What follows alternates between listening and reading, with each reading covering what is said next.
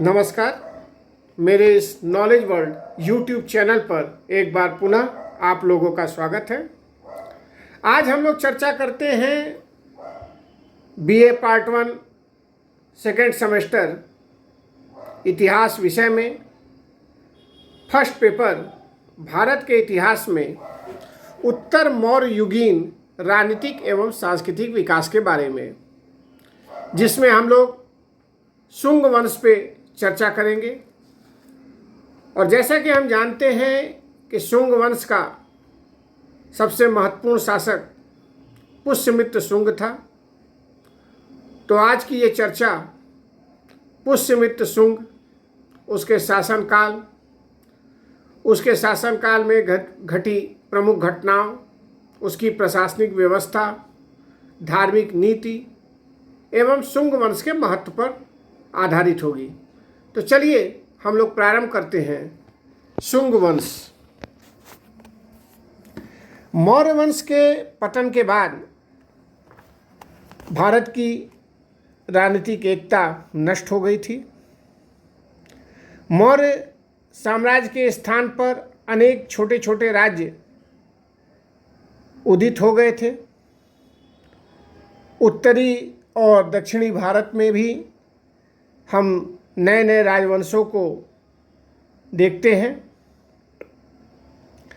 जब मौर्य साम्राज्य का पतन हुआ या विघटन हुआ, तो इसका सबसे बड़ा लाभ उत्तरी भारत में मुख्य रूप से विदेशी आक्रमणकारियों को होने लगा और विदेशी आक्रमणकारियों को प्रोत्साहन मिला कि वह भारत पर आक्रमण करें। उत्तर भारत के जो प्रमुख राजवंश थे, उसमें सबसे महत्वपूर्ण राजवंश था शुंग वंश। जब मौर्यों का पतन हुआ तो उसके बाद मगध की सत्ता शुंगों के हाथ में आ गई। शुंग राज्य का संस्थापक पुष्यमित्र शुंग था। 187 ईसा पूर्व में उसने अंतिम मौर्य शासक बृहद्रथ की हत्या करके मौर्य वंश के शासन को समाप्त किया था और स्वयं एक नए राजवंश की नींव डाली थी। साहित्यिक एवं पुरातात्विक स्रोतों से भी शुंगों के इतिहास के विषय में हमें जानकारी मिलती है। साहित्यिक स्रोतों में प्रमुख रूप से पातंजलि का महाभाष्य, पुराण, कालिदास का मालविका गृहमित्रम, वाणभट्ट का हर्षचरित,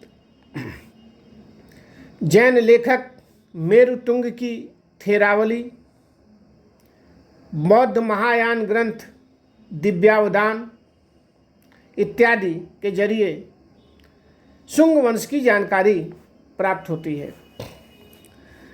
जहाँ तक शुंग वंश की बात है, तो सबसे पहले हम चर्चा करते हैं शुंगों की उत्पत्ति कैसे हुई। शुंग किस वंश से संबंध थे, यह निश्चित करना एक बहुत कठिन कार्य है। दिव्यावदान नामक बौद्ध महायान ग्रंथ में बताया गया है कि पुष्यमित्र ने यद्यपि मौर्य साम्राज्य को नष्ट किया, फिर भी वह स्वयं भी मौर्य वंशी ही था। लेकिन यह बात बहुत तर्कसंगत प्रतीत नहीं होती, क्योंकि यदि वह मौर्य वंश का होता तो वह अपने ही साम्राज्य का विनाश नहीं करता। कुछ विद्वानों की धारणा है कि पुष्यमित्र शुंग ईरानी था या उसका संबंध ईरान से था,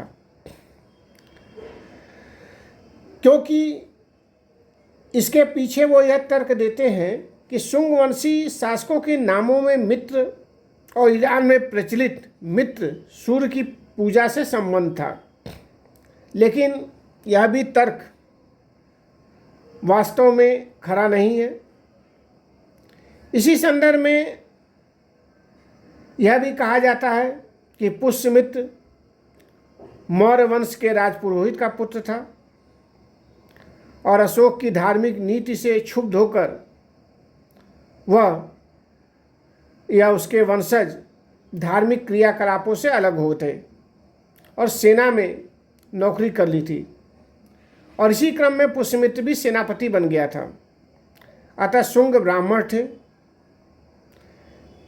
परंतु इसका भी प्रमाण पूरी तरीके से नहीं मिलता है। कुल मिलाकर यह कहा जा सकता है कि पुष्यमित्र को एक ब्राह्मण राजा ही माना जाता है,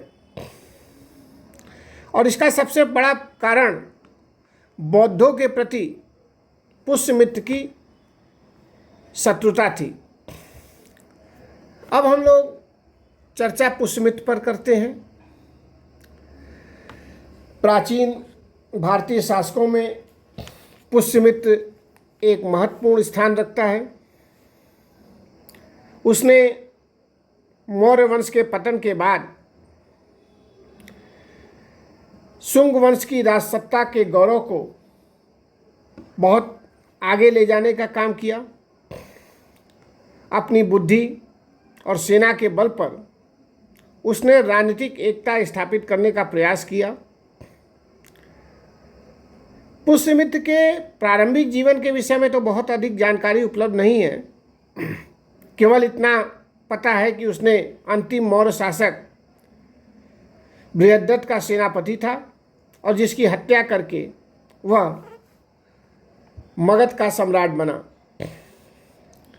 पुष्यमित्र के कार्यों के विषय में जब हम चर्चा करते हैं या उसके शासनकाल में प्रमुख घटनाएं कौन कौन घटी, तो इसको हम निम्न आधार पर देख सकते हैं।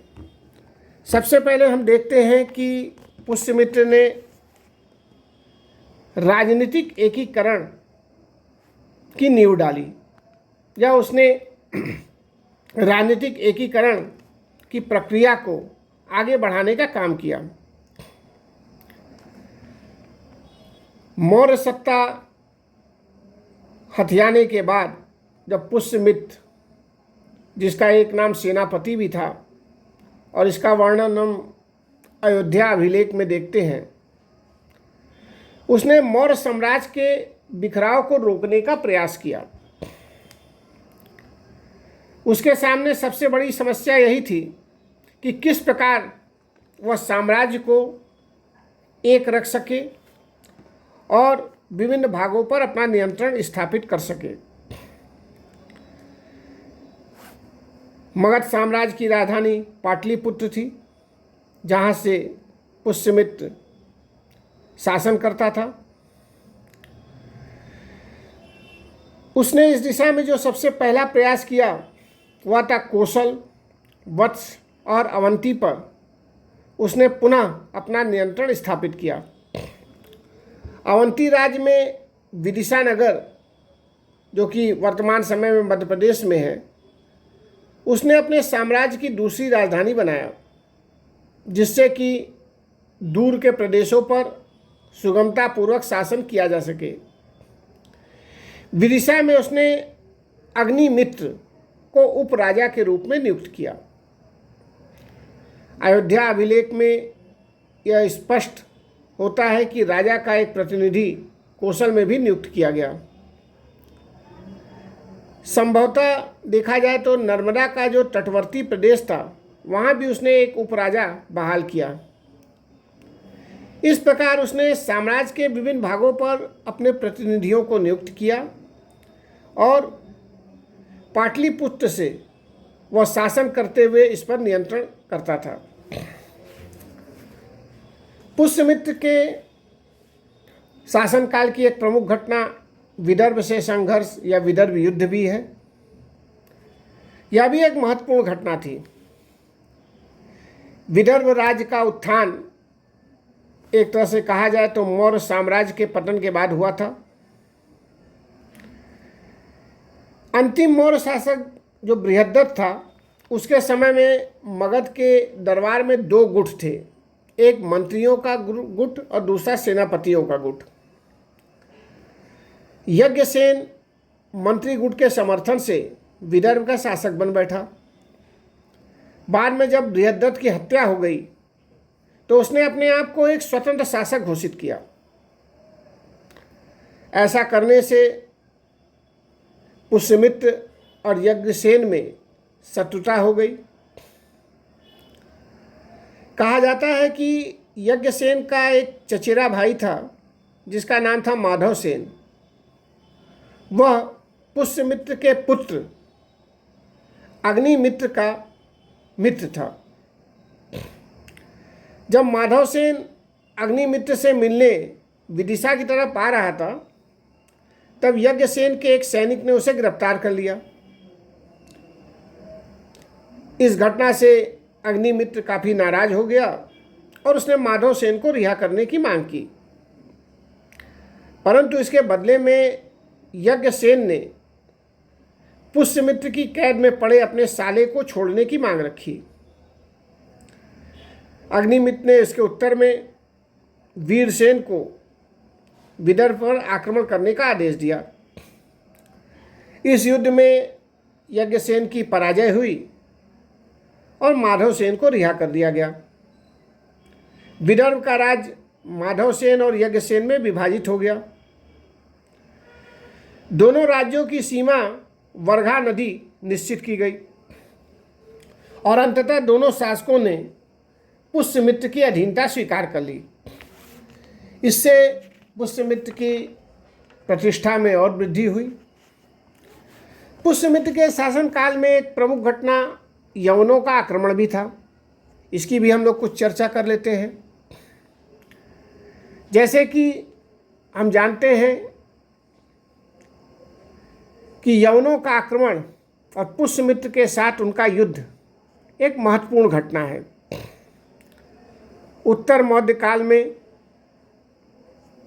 भारत की उत्तर पश्चिमी सीमा में से बढ़ते हुए साकेत, जो कि अवध और उत्तर प्रदेश का क्षेत्र है, मध्यमिका जो कि चित्तौड़ और राजस्थान का क्षेत्र है, और सिंधु तक यवनों ने आक्रमण किए। पुष्यमित्र ने इनके साथ संघर्ष में यवनों को पीछे ढकेल दिया, परंतु जो यवन थे वो मौके की तलाश में थे और वो शांत नहीं बैठे थे। गार्गी संहिता के युग पुराण से पता चलता है कि यवनों ने साकेत, पांचाल और मथुरा पर विजय हासिल कर ली थी। यहाँ तक कि पातंजलि के महाभाष्य से भी यवन आक्रमण का उल्लेख मिलता है। कहा यह जाता है कि जब पुष्यमित्र का पौत्र और अग्निमित्र का पुत्र, जिसका नाम था वसुमित्र, अश्वमेध यज्ञ की घोड़े की रक्षा के लिए घूम रहा था, तभी सिंधु नदी के किनारे यवनों ने उसे पकड़ लिया। परिणाम स्वरूप युद्ध अनिवार्य हो गया। वसुमित्र ने यवनों को परास्त कर यज्ञ का अश्व वापस लिया। यवन आक्रमण संभवतः डेमेट्रियोस के नेतृत्व में हुआ था, यद्यपि कुछ विद्वान मानते हैं कि यवनों का नेता मिनांडर या मिलिंद था। यह पुष्यमित्र की यवनों से दूसरी मुठभेड़ थी और यह संभावना व्यक्त की जाती है कि दमित्र प्रथम ने ही पुष्यमित्र के समय में दोनों बार भारत पर आक्रमण किया और इस विजय के उपलक्ष्य में ही शुंग शासक ने अश्वमेध यज्ञ किया। परंतु कुछ भी हो, यह कहा जा सकता है कि पुष्यमित्र शुंग ने यवनों को मगध तक बढ़ने से सफलतापूर्वक रोकने का काम किया था। पुष्यमित्र ने अपने साम्राज्य का भी विस्तार किया। बरार एवं यवनों पर विजय प्राप्त करने के अलावा पुष्यमित्र ने भारत के पश्चिमी भाग पर भी विजय प्राप्त की। दिव्यावदान और लामा तारानाथ के विवरण से प्रतीत होता है कि पुष्यमित्र ने पंजाब में जालंधर और सियालकोट पर भी विजय प्राप्त की। ये दोनों राज्य या दोनों नगर उसके साम्राज्य के अंतर्गत थे। B.A. स्मिथ का तो यहाँ तक मानना था कि पुष्यमित्र को कलिंग के शासक खारवेल का भी सामना करना पड़ा था, जिसने मगध पर आक्रमण किया था। परंतु जो आधुनिक विद्वान है इतिहास के, वो इस मत को स्वीकार नहीं करते हैं, जिसमें प्रमुख रूप से H.C. राय चौधरी ने कहा है कि किसी भी हालत में खारवेल पुष्यमित्र का समकालीन नहीं था। खारवेल की तिथि प्रथम शताब्दी ईसा पूर्व मानी गई है। साथ ही खारवेल के अभिलेख में उल्लिखित मगध राज बृहस्पतिमित्र पुष्यमित्र से भिन्न था। इस तरह अपने 36 वर्षों के शासन की अवधि में पुष्यमित्र ने बिखरते मौर्य साम्राज्य को संगठित करने का काम किया और उसे एक नए साम्राज्य का रूप दिया, जिसे शुंग साम्राज्य के रूप में हम जानते हैं। उसका सबसे महत्वपूर्ण कार्य था विदेशी आक्रमणकारियों पर अंकुश लगाना। उसने अपने साम्राज्य की सीमा दक्षिण में नर्मदा नदी तक बढ़ा ली तथा पंजाब के महत्वपूर्ण भागों पर अधिकार कर लिया। मगध के निकटवर्ती क्षेत्रों बिहार, उत्तर प्रदेश और मध्य प्रदेश तक उसका राज्य विस्तृत था। मगध, कोसल, साकल उसके अधीन थे। मालवा और बरार भी पुष्यमित्र के नियंत्रण में थे। इस विस्तृत राज्य पर सफलतापूर्वक नियंत्रण रखने के लिए ही उसने दूसरी राजधानी विदिशा भी स्थापित की थी। अब हम लोग पुष्यमित्र की प्रशासनिक व्यवस्था के बारे में भी कुछ चर्चा कर लेते हैं। पुष्यमित्र शुंग सिर्फ एक विजेता ही नहीं था, बल्कि साम्राज्य की स्थापना के साथ साथ वह एक कुशल प्रशासक भी था और उसने प्रशासनिक संगठन पर भी ध्यान दिया। वायु पुराण के अनुसार पुष्यमित्र ने अपना समस्त राज्य अपने 8 पुत्रों में विभाजित कर दिया था, जो राज्य के विभिन्न भागों पर सम्राट के प्रतिनिधि के रूप में शासन करते थे। राज्य की 2 राजधानियां थीं, पहली पाटलिपुत्र और दूसरी विदिशा। यद्यपि शुंगकालीन प्रशासनिक व्यवस्था के विषय में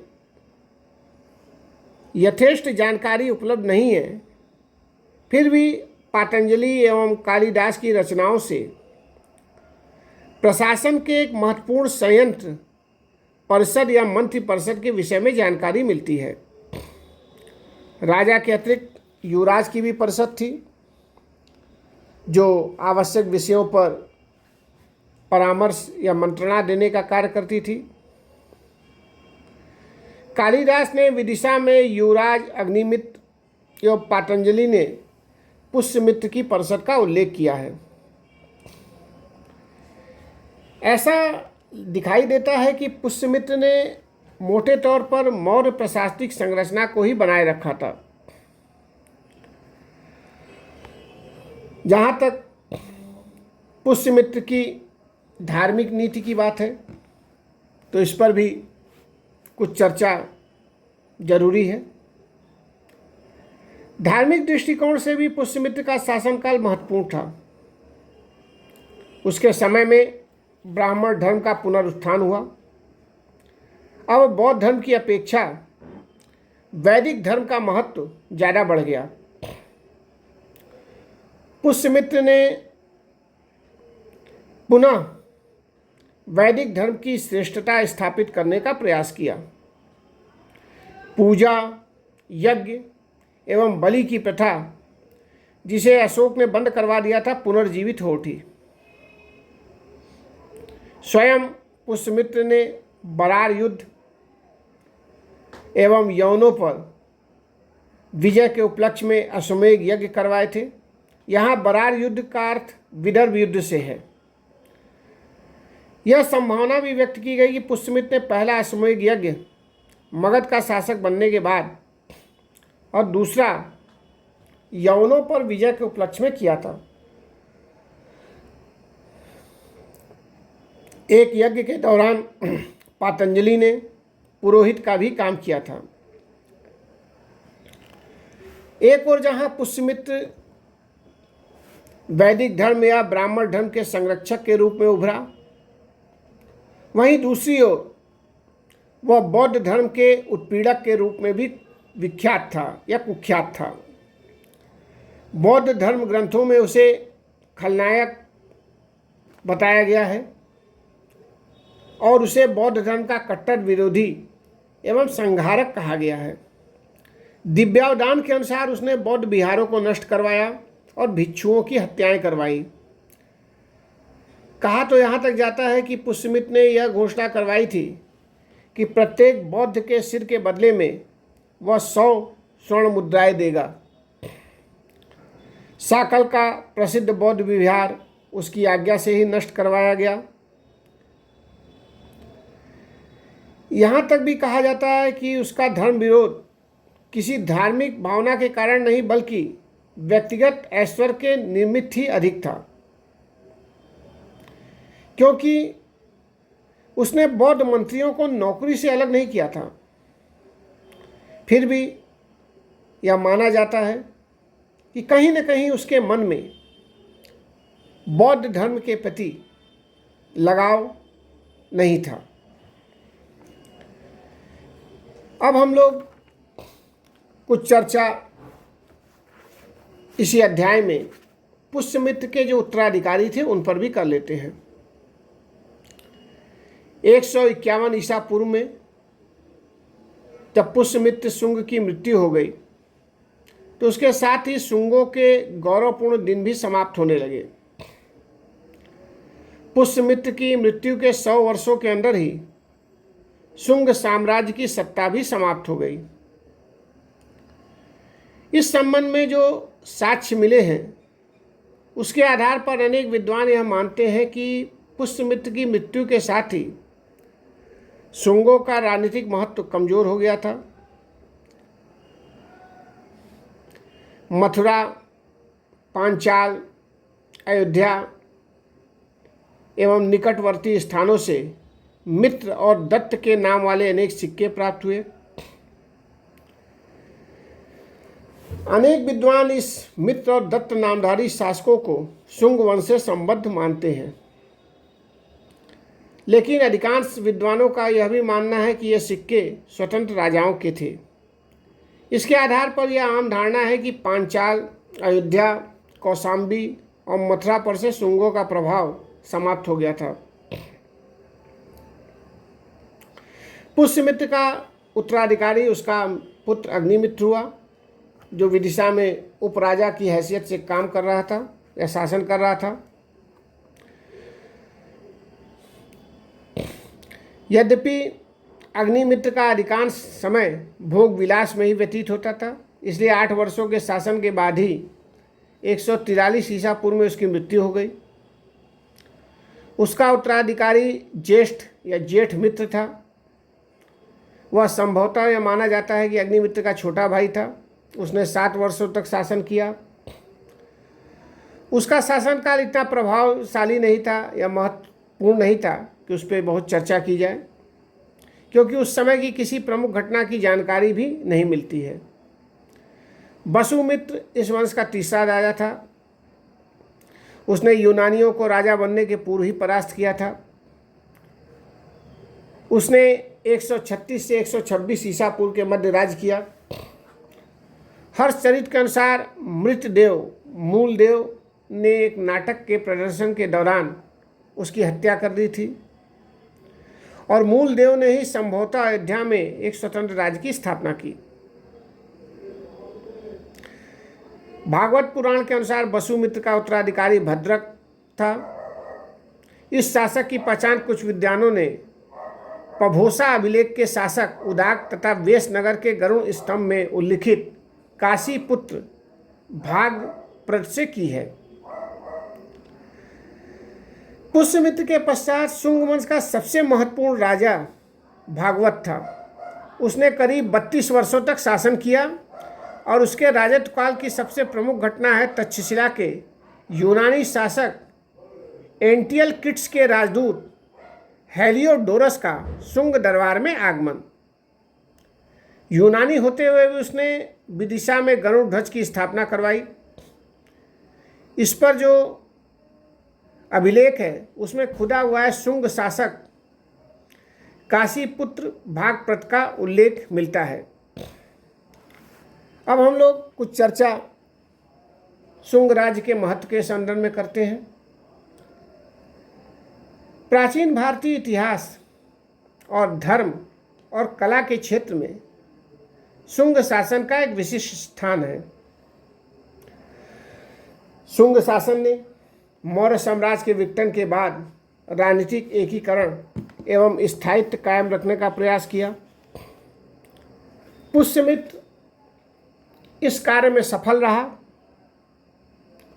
उसने मौर्य साम्राज्य के अवशेषों पर एक ऐसे राज्य की स्थापना की जो उसकी मृत्यु के बाद भी आधी शताब्दी से अधिक समय तक अपने अस्तित्व में रहा। यहाँ तक कि यवनों को परास्त कर उसने मध्य भारत में अपनी शक्ति का विस्तार किया और उसके उत्तराधिकारी भी इस कार्य में सफल हुए। परिणाम स्वरूप भारत कुछ समय के लिए विदेशी आक्रांताओं से मुक्त हो चुका था। यूनानियों और शुंगों ने मैत्री की नीति अपनाकर एक शांतिपूर्ण वातावरण भी तैयार किया था, जिसमें साहित्य, कला और धर्म के क्षेत्रों में गुप्तवंशी स्वर्ण काल के समान पुनरुत्थान की लहर सी आ गई थी। पुष्यमित्र शुंग के शासनकाल या कहा जाए शुंगों के शासनकाल में वैदिक धर्म को उसकी खोई हुई प्रतिष्ठा प्राप्त हुई। इस धर्म से यूनानी भी प्रभावित हुए। साहित्यिक क्षेत्र में नई एवं महत्वपूर्ण रचनाएं हुई। मनुस्मृति की रचना भी इसी समय प्रारंभ हुई, जिसने वैदिक धर्म के अनुरूप समाज में ब्राह्मणों की श्रेष्ठता एवं वर्ण व्यवस्था को दृढ़तापूर्वक स्थापित कर दिया। पाणिनि की अष्टाध्यायी पर अपनी महत्वपूर्ण टीका महाभाष्य की रचना की। कला के क्षेत्र में भी शुंग काल में प्रगति हुई। मौर्यकालीन राजकला के स्थान पर शुंगकालीन लोक कला का विकास हुआ। इस तरह से कहा जा सकता है कि शुंग वंश में कला के क्षेत्र में या कहा जाए स्थापत्य कला में भी उल्लेखनीय प्रगति हुई। सांची और बोधगया के स्तूपों की वेदिकाएं भी इसी समय बनाई गई। यहाँ तक कि आलोचकों ने भी शुंगकालीन कला की भूरी भूरी प्रशंसा की है। तो आज की हमारी ये चर्चा पुष्यमित्र शुंग, उसके शासनकाल, उसकी उपलब्धियों पर आधारित थी। अगले क्लास में हम एक नए चैप्टर के साथ एक बार पुनः आप लोगों से मिलेंगे। धन्यवाद।